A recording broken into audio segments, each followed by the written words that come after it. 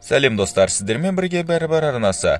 Бүгін сіздер өздеріңізге қызықты әрі пайдалы болатын логикалық сұрақтарды шешетін боласыздар. Видеомызды бастамай тұрып, арнамызға тіркеліп лайк басып кетуді ұмытпаңыздар. Ал ендеше видеомызды бастайық.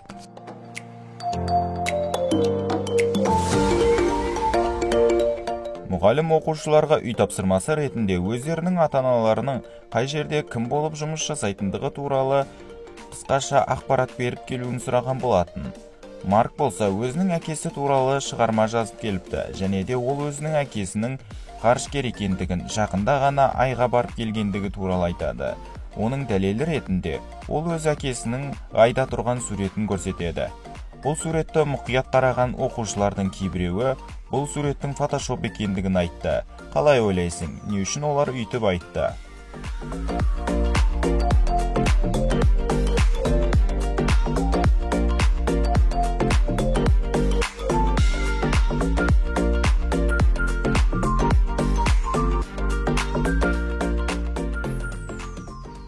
Әлбетте бұл сурет фотошоп.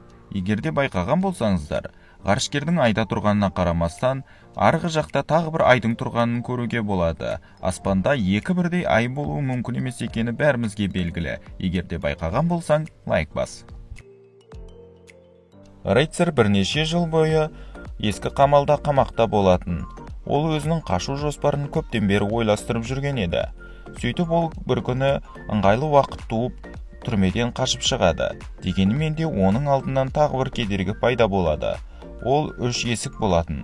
Осы есіктердің екеуінің арт жағында жай ғана үлкен қабырға, ал біреуінің артында бостандыққа шығаратын туннель бар. Ал рыцарьдың қолында осы есіктердің үшеуінде аша алатын ескі кілт бар. Бірақ кілттің ескілігі соншалық, оның күші тек біреуін ғана ашуға жетеді. Сонымен достым, рыцарьға дұрыс есікті таңдауға көмектесе аласың ба?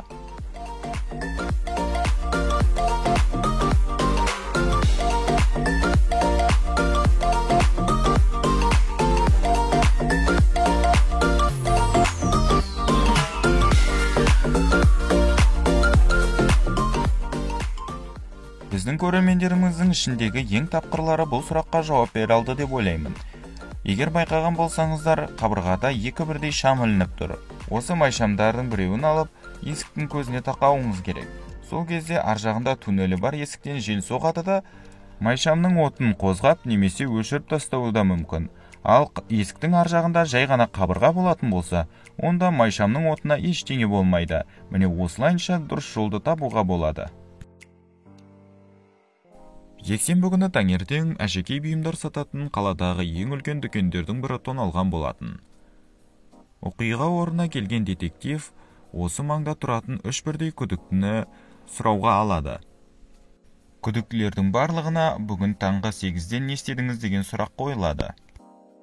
Джейден болса өзінің қала сыртына шығып серуендеп, сосын кешке ғана қайтып оралғанын айтады. Ал Люси болса қаланың орталығына бір жұмыстарымен барып, сол жерде үлкен кептеліс болып 1 сағаттай тұрғанын айтады. Ал Магуайр болса кеше кешкісін достарымен қатты қаңғырып ішіп, бүгін түске дейін қатып ұйықтағанын айтады. Бұл сөздерді естіген детектив қылмыскерлерді бірден тапты. Ал сен қалай ойлайсың, осылардың қайсысы өтірік айтып тұр?